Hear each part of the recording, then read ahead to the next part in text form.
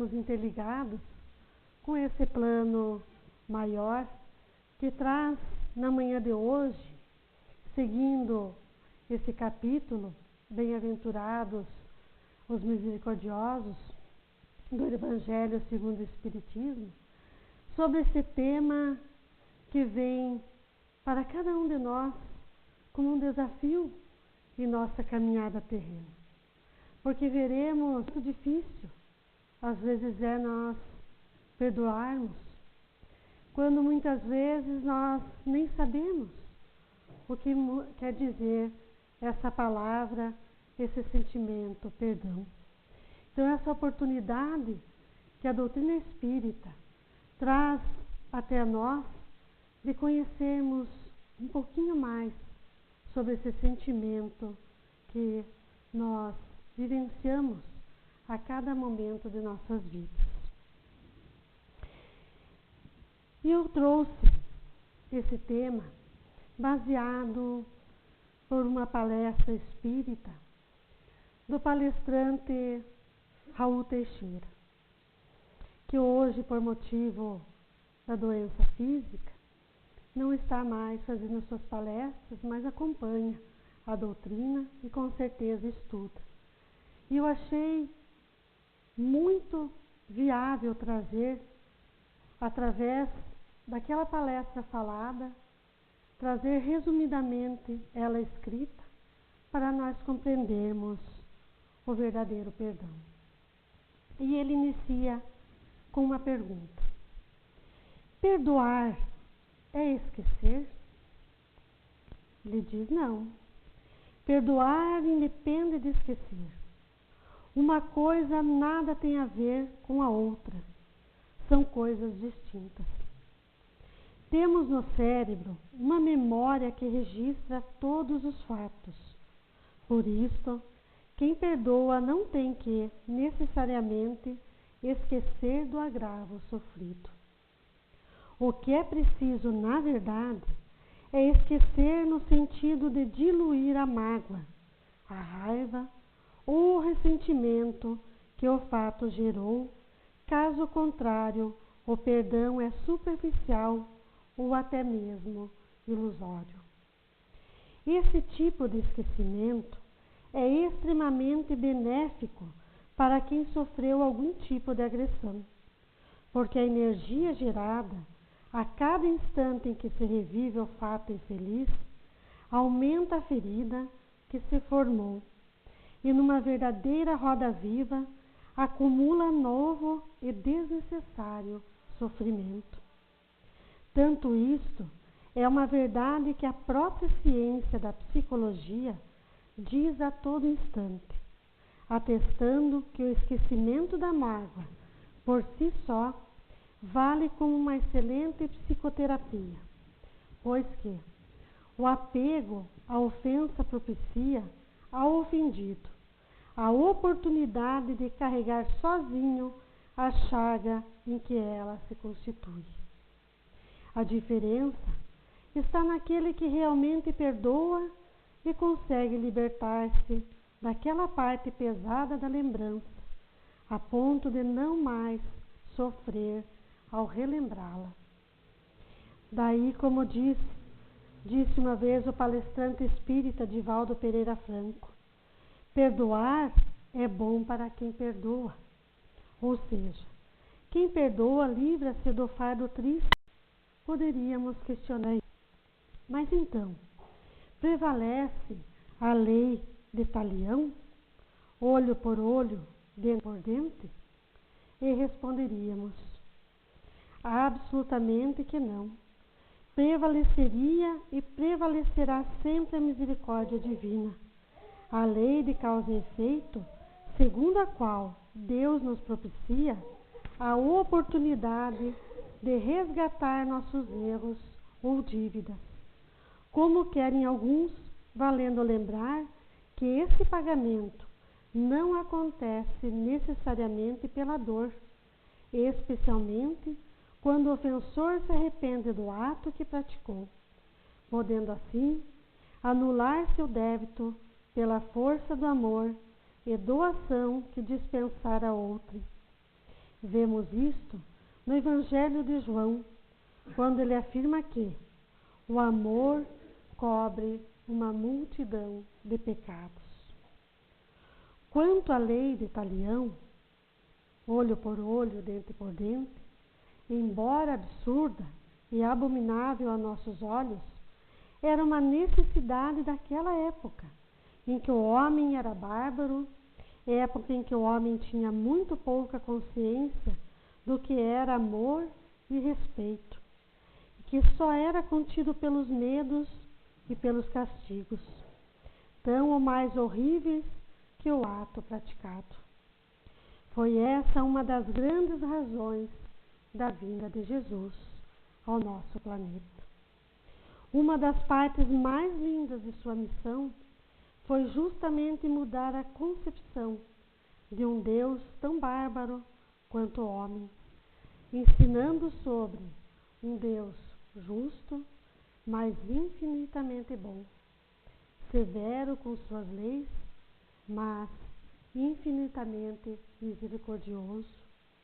Um Deus que não se magoa vendo nossas atitudes, porque Ele conhece as nossas dificuldades e o nosso interior, mas que deixa o sabor do nosso livre-arbítrio, quer dizer, das nossas escolhas, a responsabilidade de nossas atitudes e o aprendizado que elas possam nos trazer. Então, quantos aprendizados nós já tivemos quando alguém nos magoou com palavras, com ações? E quantas vezes nós também magoamos essas pessoas com palavras e com ações? Quantas vezes essas ações nossas ou do outro trouxe para nós o ensinamento? Quantas vezes nós passamos por isso e depois nós refletimos sobre isso? Por que eu fiz isso? Por que eu falei aquilo? Por que será que a pessoa me disse tal coisa? E muitas vezes acontece que a pessoa não falou para nos ofender. E muitas vezes nós não falamos aquilo para a pessoa para ofender, mas para alertar. Mas dependendo do modo que nós passamos isso, com certeza nós nos magoamos ao ouvirmos e magoamos o outro que ouve. Mas que isso não sirva para nós como um sentimento de culpa. Porque a culpa traz o quê? Além de trazer as doenças da alma, traz doenças físicas. Porque ali nós vamos alimentando dentro de nós aquele sentimento. Mas devemos trazer como exemplos e um aprendizado para modificarmos toda essa situação. Analisarmos não somente no outro, mas em nós mesmos. Porque nós aprendemos muito mais com os erros do que com os acertos. E eles vêm, com certeza, às vezes para modificar algo que precisa ser modificado.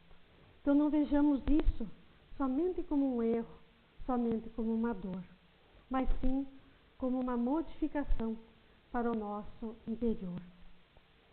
E Jesus disse uma frase que todos nós já ouvimos em algum lugar, e é a passagem do Evangelho.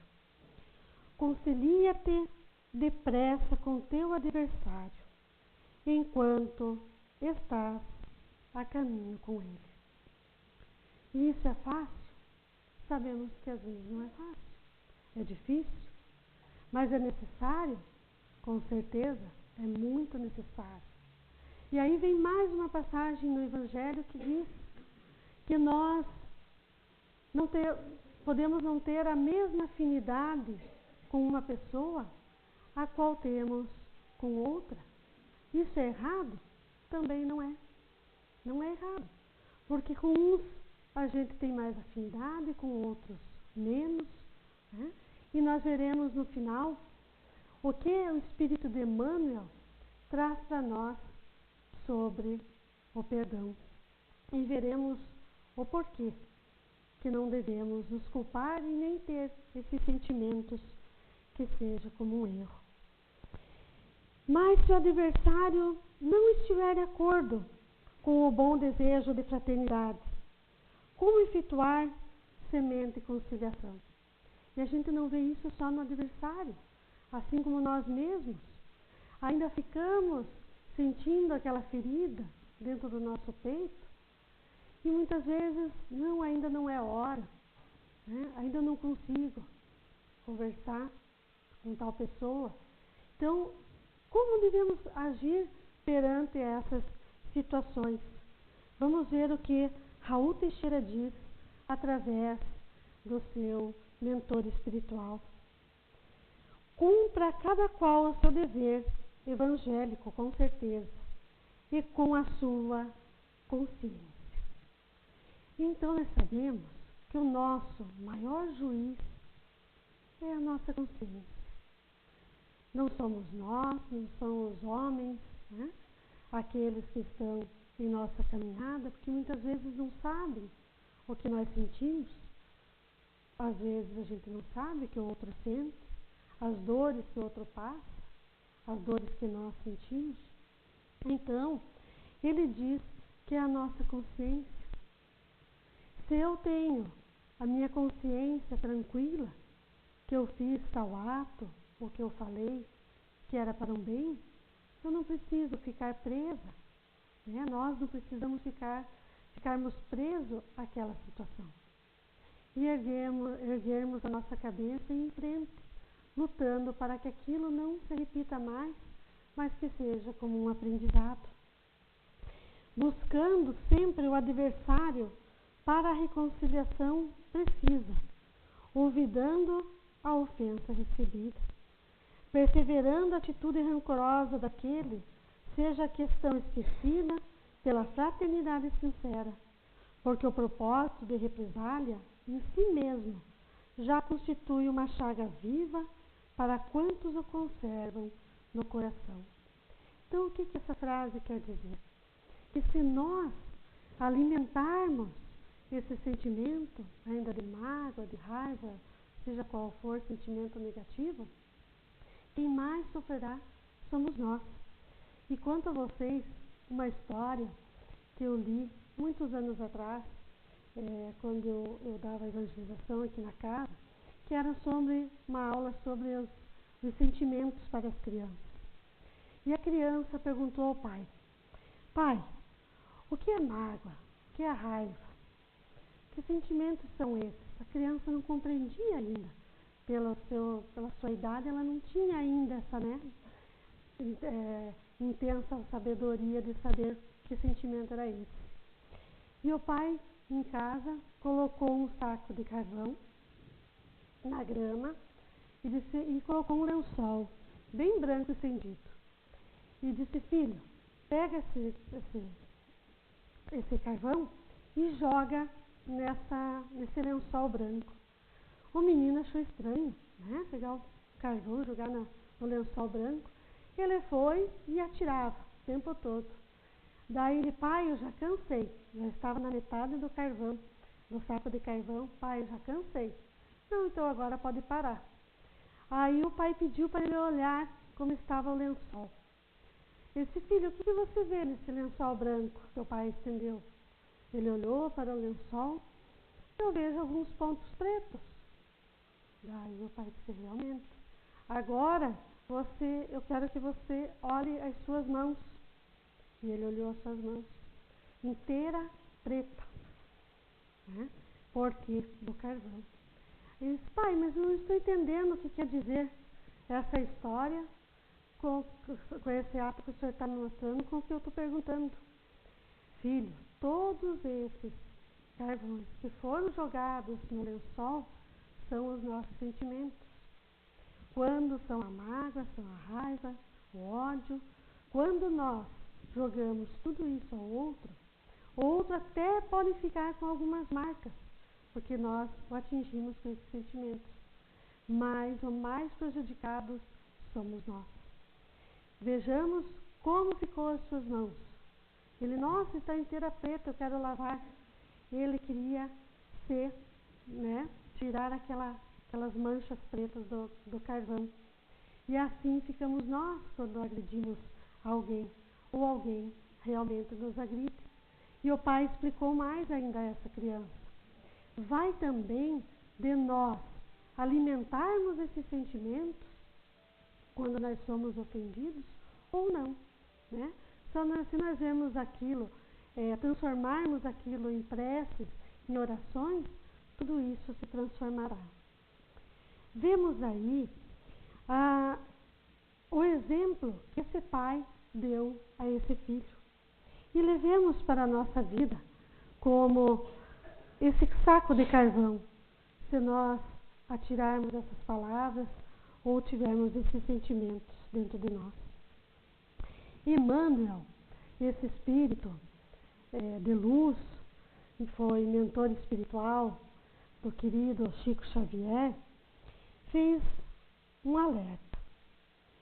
Aquele que busca sinceramente o perdão já está fazendo dignamente a sua parte, ainda que o ofendido se recuse. Quando aquele que concede o perdão não deve se ater ferrenhamente ao que vai ser feito do perdão que concedeu, pois já fez a sua parte também aí. O que se seguir é problema do perdoado. Sabemos que mesmo com esses conhecimentos, muitas vezes perdoar é um aprendizado difícil, mas muito necessário para a nossa evolução espiritual. E que não raro requer um esforço muito grande da nossa parte. Mas por isto mesmo é divino. É o caminho da porta estreita que vale a pena enfrentar, pois se o próprio Cristo nos disse que devemos perdoar 70 vezes 7, é porque em sua divina sabedoria sabia que não só o ofensor, mas também o ofendido possui fragilidade de caráter e igualmente ser perdoado 70 vezes 7. Devemos lembrar que, esquecendo ou não, se o perdão é algo muito importante para o perdoado, é ainda muito mais para aquele que tem a felicidade de conseguir perdoar. Porque quem perdoa já cresceu no amor. Quem é humilde e sinceramente pede perdão, caminha para o mesmo crescimento. E uma das coisas que devemos fazer quando sentimos que o outro ainda não nos perdoou, é orar por ele. Então a oração é um dos maiores vínculos que temos acesso aos sentimentos das pessoas. Assim como nós muitas pedimos orações, né? Faz uma oração para mim, que eu não estou muito bem, ou coisa assim.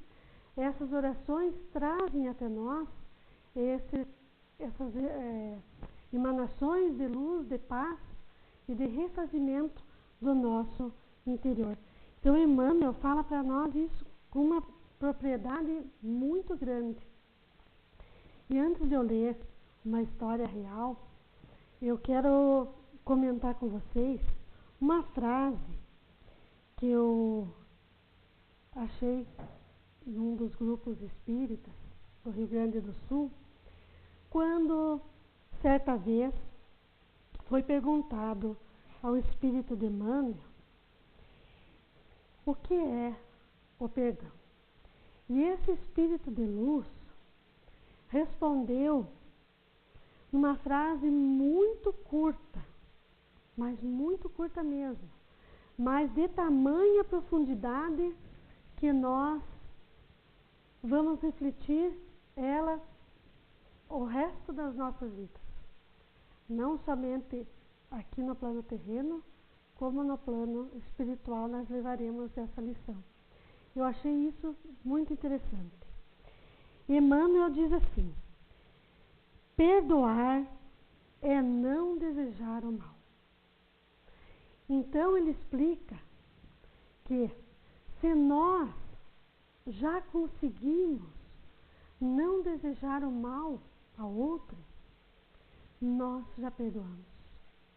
Porque no início da exposição foi dito que não é obrigatoriamente esquecer.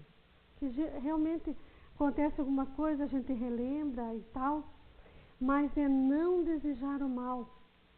Então, naquele momento em que nós não desejamos mal, tenhamos a certeza que nós já demos um passo a perdoar. Que nós notamos que se conseguimos orar por aquela pessoa que nos disse muitas vezes palavras severas, nós vamos sentir dentro do nosso coração, dentro dos nossos sentimentos, mas principalmente dentro da nossa consciência, que nós já demos o primeiro passo, que é o perdão realmente dito. E vimos o quanto que nós precisamos ainda estudar, para compreender e praticar o perdão. E Emmanuel, esse Espírito de luz, em uma frase, ele resume: perdoar é não desejar o mal. E isso traz para nós um acalento para as nossas almas, para os nossos espíritos.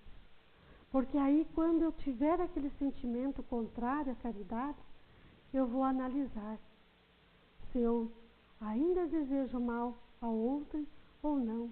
E se eu não desejo, que a gente tenha isso em nossa mente, que já é um passo dado. Mesmo nós estando aqui nessa caminhada de provas, de expiações, somos pedras ainda em transformação, mas tenhamos a certeza que tudo isso é possível. Eu trouxe uma história real e muito emocionante que eu retirei da redação do Momento Espírita, com base narrado por Divaldo Pereira Franco, e estava num livro também da Federação do Rio Grande do Sul, que aconteceu na cidade, ele relatou numa palestra espírita, na cidade de Videira, Santa Catarina, no dia 29 de 12 de 2009. Então, Divaldo conta essa história. Uma nuvem muito negra pairava sobre a alma de uma mãe muito sofrida. O seu jovem filho, criado com amor e desvelo, fora assassinado por um amigo dominado pelas drogas. O desespero e a amargura eram suas companhias permanentes. Os olhos fundos e a palidez denunciavam as noites de insônia e a falta de alimentação. Uma amiga a convidou, talvez inspirada pela providência divina, a buscar ajuda do orador e médium espírita de extrema seriedade e profunda dedicação ao bem, Divaldo Pereira Franco. Era início da noite na cidade de Salvador, no estado da Bahia, quando as duas senhoras adentraram a casa espírita singela, onde o médium atende aqueles que o procuram em busca de consolo e esperança. Divaldo percebeu que se tratava de um caso grave e atendeu aquela mãe prontamente, com grande ternura. Aos poucos, a senhora ia contando o drama ocorrido, falando que um amigo do filho o havia alvejado por motivos banais, de ligeiro desentendimento entre ambos. Enquanto a genitora narrava o seu drama, aproxima-se do médium a benfeitora espiritual de Divaldo, Joana de Ângeles, trazendo o jovem assassinado, ainda convalescente, em tratamento espiritual. E diz a Divaldo para transmitir à mãe sofrida algumas palavras do filho. Naquele momento, o filho, tomando emprestada a aparelhagem fonadora do médium, fala à mãe palavras de conforto. Disse para que não cometesse o suicídio, como estava pretendendo, pois esse crime a afastaria ainda mais dele e por mais tempo, porque se viria com o espírito perdido naquelas trevas, muito mais com dores a qual se encontrava no mundo terreno. Pediu à mãe que se lembrasse da mãe do amigo, que cometera o crime e agora estava detido pelas grades da justiça humana, numa cadeia entre criminosos comuns. Aquela mãe, sim, era muito infeliz, pois seu filho era o verdadeiro desgraçado, e não ele, que agora estava sob o amparo de amigos espirituais, atenciosos e fraternos no hospital espiritual. Ao ouvir a voz inconfundível do filho querido, que julgava ter desaparecido para sempre, a mulher abraça com ternura o médium, por cuja boca se podiam ouvir as palavras amáveis e lúcidas do jovem assassinado. Sob a inspiração da benfeitora do além, Divaldo aconselha a mulher a considerar o estado de alma da outra mãe, da mãe do assassino, e pensar na possibilidade do perdão. Na semana seguinte, quando o médium baiano se preparava para atender aqueles que o buscavam na singeleza da casa espírita, vê adentrarem a sala duas senhoras pálidas e de aspecto sofrido. Uma ele já conhecia, a outra lhe era estranha. Quando chegou a vez de atendê-las, a mulher que estivera ali na semana anterior lhe apresentou a companheira, dizendo ser a mãe do amigo do seu filho. O médium entendeu que ela havia seguido os conselhos ali recebidos e buscava ajudar aquela mãe mais infeliz que ela própria. Conversaram por longo tempo. Ao se despedir das duas senhoras, Divaldo percebeu que um raio de luz penetrava suavemente aquelas almas doloridas. A luz do perdão se fazia bênção de paz e gerava serena harmonia naqueles corações dilacerados pela dor da separação dos filhos bem-amados, embora por motivos diversos. Na medida em que o tempo foi passando, as duas mães encontraram motivos para voltar a sorrir e juntas visitavam o jovem no cárcere até cumprir a sua prisão. Fundaram uma casa de recuperação de toxicômanos para ajudar outros tantos jovens a se libertar das cadeias infelizes das drogas. O perdão é uma das mais belas provas de confiança nas soberanas leis de Deus. Quem perdoa sabe que Deus é justiça e por isso mesmo suas leis jamais se enganam. Perdoar é receber com resignação os fatos que não se pode evitar ou mudar, com a certeza de que a justiça divina não se equivoca e nada acontece conosco se o Criador não permitir. Então é uma história real, muito emocionante, porque a gente para analisar que uma mãe, perdoando ao outro, que o filho matou o seu filho, e faz com que nós possamos refletir que muitas vezes na nossa vida tão pouca coisa acontece e nós ainda relutamos para perdoar o nosso próximo, o nosso irmão. Agradeço pela atenção de todos, que Jesus nos conceda a paz, que nos conceda o esclarecimento para as nossas vidas. Muita paz, irmãos.